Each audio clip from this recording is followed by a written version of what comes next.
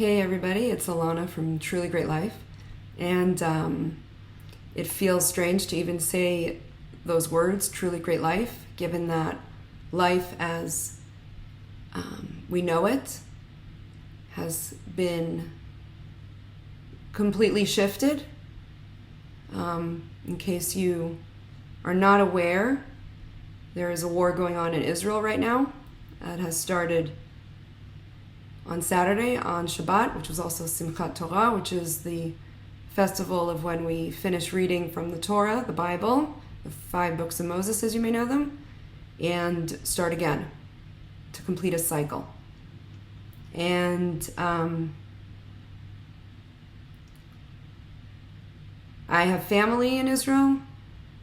I have lived in Israel for 10 years of my life, and I have dear friends in Israel.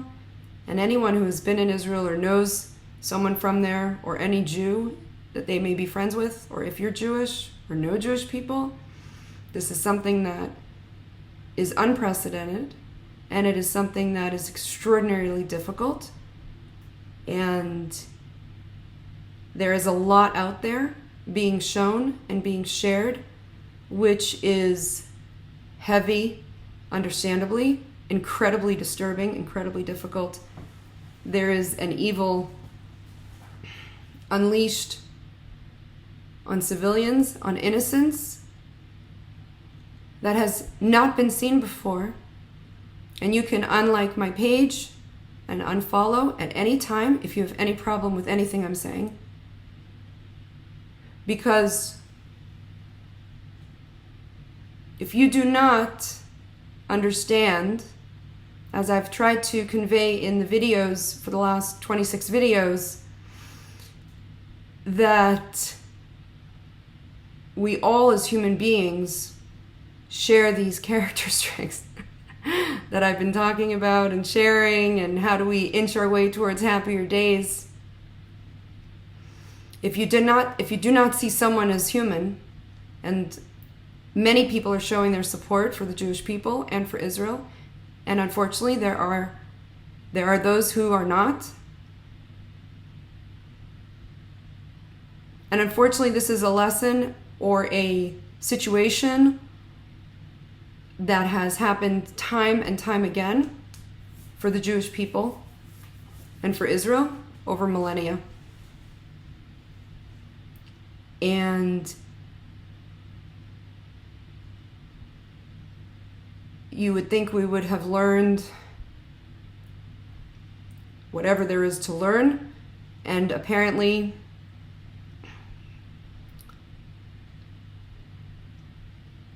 if anyone feels that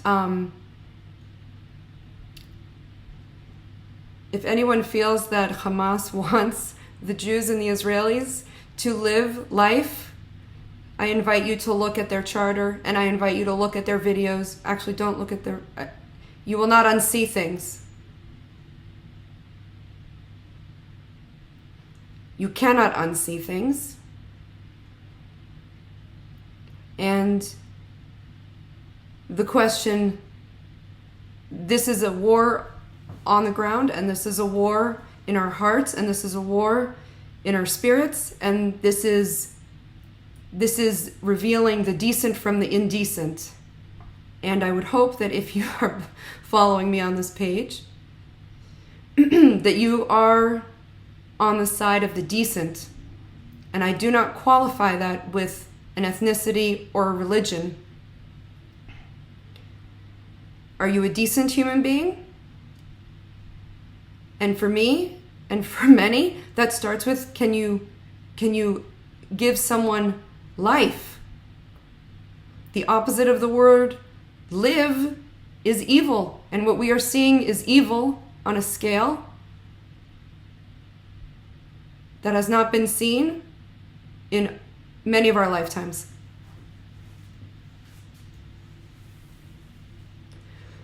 So we can all, there are many ways to move forward, to continue. The question is, there are many ways to fight. There are those who are going over to Israel. There are those who are supporting financially. I have heard from many Christian friends who I thank that their entire churches are praying right now for Israel. And let's just put aside any disagreements or different opinions on what this time might be or may not be, or why people are supporting. I think that any support for Israel in any fashion, for whatever reason, I will take support, and I will take prayers, and we will take support, love, and prayers.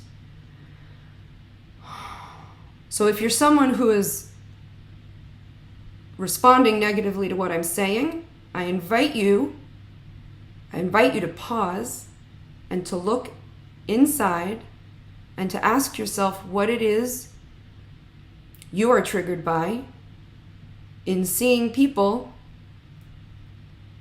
and seeing a country and a people do whatever they can to rescue innocence, to help innocence. So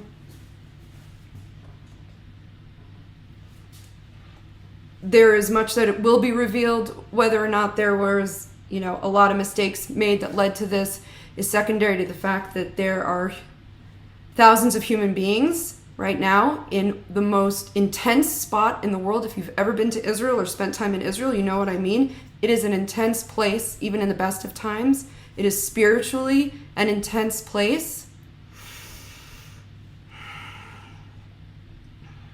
And right now things are incredibly difficult. So I appeal to all decent people in the world who love life, who love children, who love innocence, who believe they stand for goodness and truth. This is beyond Israel's, the equivalent of 9/11 or Pearl Harbor. This is a different level. This is something else.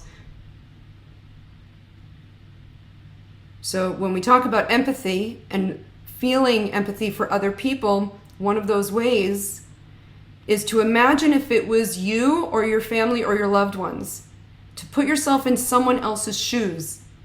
And I challenge you, if you cannot put yourself in someone else's shoes in Israel right now, if you cannot imagine what that feels like, what that is, what is being experienced,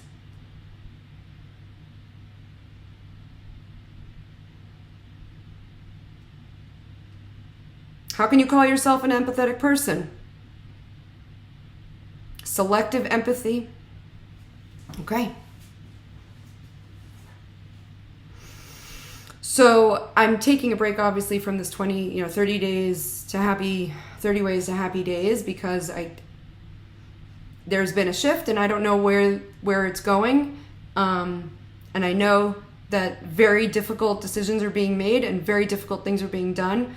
But as I record this, I have spoken to several friends in Israel who have gone multiple times to bomb shelters, who still haven't heard from their friends and their family, who know they have family in Gaza right now. The horrors are beyond description, and my point in this video is not to share any horrors, but to share hope and to share strength and to ask, if you've been following along with the videos up till now, what character strength can you use to support Israel right now? Right now, and this is the hardest thing that I've ever done publicly, I'm recording about this, so I'm using bravery. A lot of us in the Jewish community right now are going to have to lean pretty hard on bravery because there's a lot of ugliness being shown. So how can you, if you're not Jewish, not Israeli, use bravery, and you can go back to the video on bravery, I can't believe I'm even discussing this, to show bravery and use bravery in order to show support. How can you use your strength of love?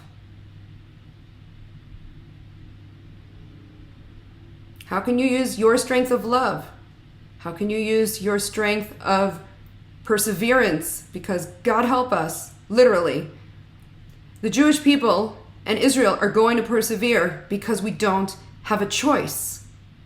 For those who don't know, Israel is landlocked, and not by people who are opening borders. The only way out is by wings, and I'm not referring to the wings of eagles. It's airplanes. It's a problem. How can you show love? How can you show perseverance? Because what you are going to witness, because there is no choice. So wherever you're living, do you know any Jews? Do you know any Jewish people? Do you have Jewish neighbors? Jewish friends? Have you reached out to them? Right? We're talking about kindness now. Can you use your strength of kindness?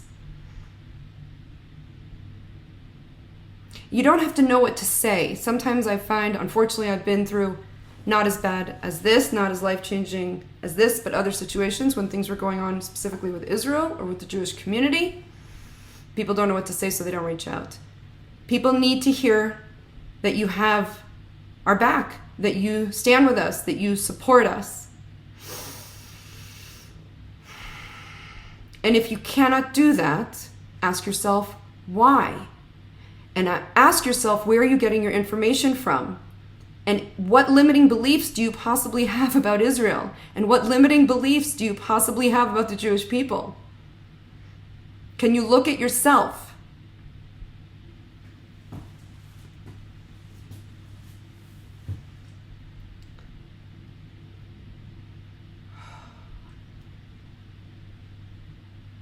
I ask for those of you who have faith, whatever that faith is, to continue to hold in your prayers room for the entire nation of Israel and the entire Jewish people, because there are things happening outside of Israel now to the Jewish people. And we need support spiritually, and we need support practically. And please support those of your leaders who are supporting, and we are grateful. And I am grateful if you've watched all this way. And one of the things we can do, because there's a lot of despair, incredible sadness and grief, never mind trauma, I would caution anyone, I would recommend anybody who thinks words are violence to reconsider before they make a statement like that right now. Because what we are experiencing is real violence. And can words lead to that? Yes. So let's use words of kindness and love. And if you cannot speak words of love and support and kindness and goodwill and hope and support, I ask you to not speak.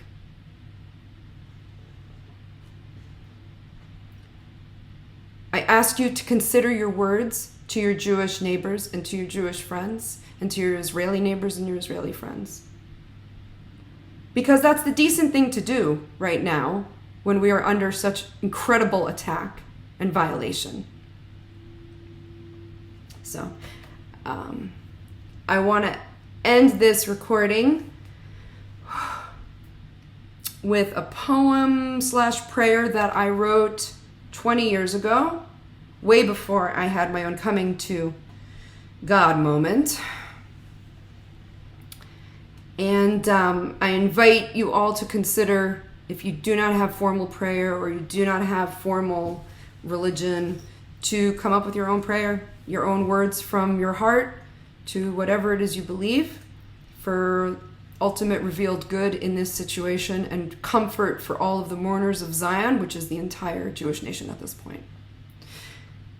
To the Creator, I humbly ask to grant, bestow, bless my family, my friends, my community, people of Israel, good people of the world, good health, patience, and calm mind, peaceful intent, and action.